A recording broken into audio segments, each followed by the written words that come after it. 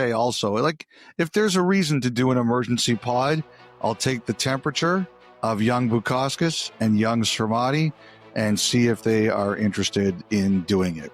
One bit of news we should touch on. From what I understand, the players right now are voting on accepting the CBA. I think their vote is going around this weekend, and I'm not expecting any hiccups. I've heard the agents are not thrilled because the players were given the highlights of the deal, and the Board of Governors were given the highlights of the deal, but the agents were not given the highlights of the deal. And I think that has stuck in their collective craw, but I don't believe that it's going to prevent this from getting done. They're a little unhappy with the fact they were never sent the memorandum of understanding. So we'll see where it all goes, but I expect it to be ratified. All right, well, you touched on how demanding our audience can be. So as our final send-off here before we go into the off-season, we will end the same way we started this year, a tour through all 32 teams. So whether you're a fan of any of the teams across the NHL or specific players, hopefully we will get to what interests you the most at some point over the course of the next couple of hours. So what was the line you said to me last pod? Get comfortable, get a drink, get a snack. Do all of that here, whether you're maybe a coffee en route in your morning commute or just hanging out on the patio or in the back deck. Settle in as we take the tour across all 32. You ready, Elliot? You know what I'm getting hooked on now? What's that? Beetroot juice. It's good for your blood pressure. Oh, nice. Yeah. You like to run hot sometimes, so that's only good for you. I have to tell you, I never had high blood pressure until about a decade ago, and it was about the time you got hired. That's right. The timelines do match. Never had till about a decade ago. Well, that's now a considerable amount of time that you've had to deal with it. So I'm glad you finally found the beetroot juice. That's right. That is not a moment too soon. Beetroot juice. Yes, that helps.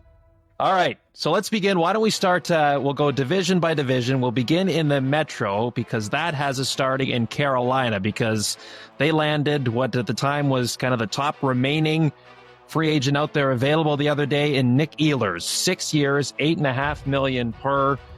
This is a team who, for a lot of years, Elliot, there was the perception with ownership, they weren't entirely crazy about spending big, or everyone had a price tag that they were not willing to go beyond. But, they signed Keandre Miller, Logan Stankoven gets an 8-year deal, and now Nick Ehlers, the free agent. Where are you at with the job that the Hurricanes have done over the last couple of weeks, and Ehlers choosing Carolina in free agency?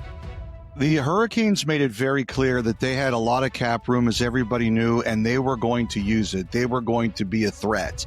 Mitch Marner obviously didn't end up there, but going into free agency, if they got to a point where they could offer him a contract, there were a lot of people who believed the biggest number was going to come out of Raleigh.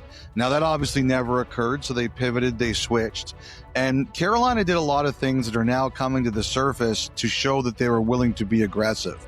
The reason Evan Bouchard's extension got done in Edmonton so quickly was because they threatened the Oilers with an offer sheet. And we'll find out someday what the truth is there. I think a lot of people kind of believe that Bouchard was going to come in around 4 times 9.5. But if you look at his arbitration case, he could have gotten 10. And I think the fact that the Hurricanes were lurking around there got that deal to 4 times 10.5. So after they didn't get Bouchard, they pivoted to Miller. And the Rangers knew it. The Rangers were aware of it. And they got that deal done pretty similar to what an offer sheet would have looked like. Like, Carolina didn't have their 3rd round draft pick that they needed next year, and I believe Utah's got it, and I believe there was a point where they engaged with Utah about trading back for that 3rd round pick in case they needed it. But the Rangers saw what was coming, and the two sides worked out a deal. I think the interesting thing about it is if you look at the video that the Hurricanes released, they talked about the way Miller closes out. It's the way we like to close out, the way we defend. Miller's a great skater. The Hurricanes put a huge emphasis on that, the way they play. So that's a fit. But I thought it was interesting that they mentioned the way Miller closes out, because they say he fits the way that they want to defend in terms of the actual man-to-man, check-on-check way of going.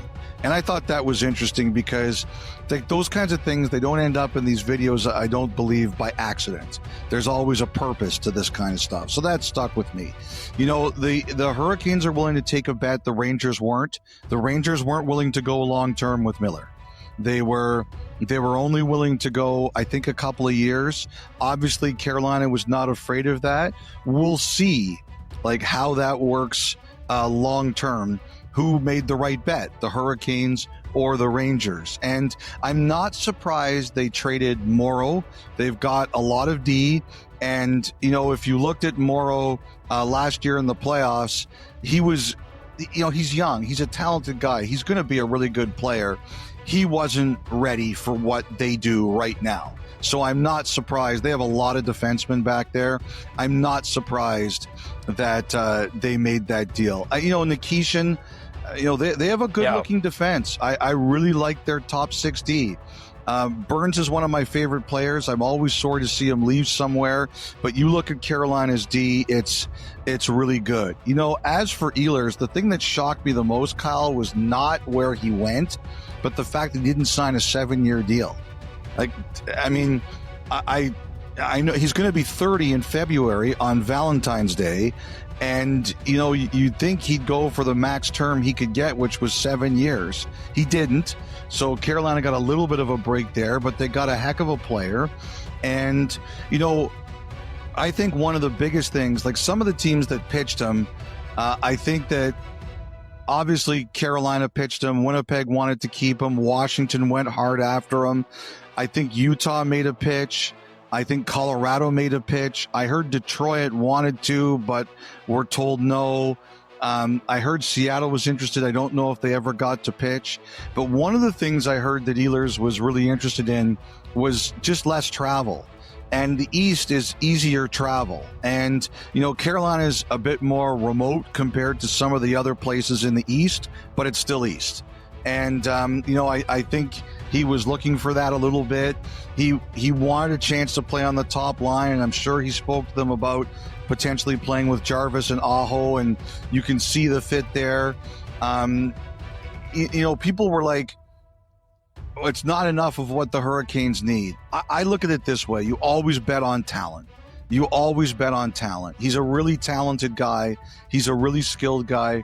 He hasn't scored enough in the playoffs yet, but he's a heck of a player. And I'm curious because one of the things that I'm interested in is that, you know, Brind'Amour likes his players to play a certain way. There were times when Ehlers played with the Jets, he would do things and the other players would kind of laugh, like he would do something that we were just not expecting. Go rogue a little? Yeah, like he would, and they'd be like, wait a sec, we weren't expecting that. And Carolina hasn't always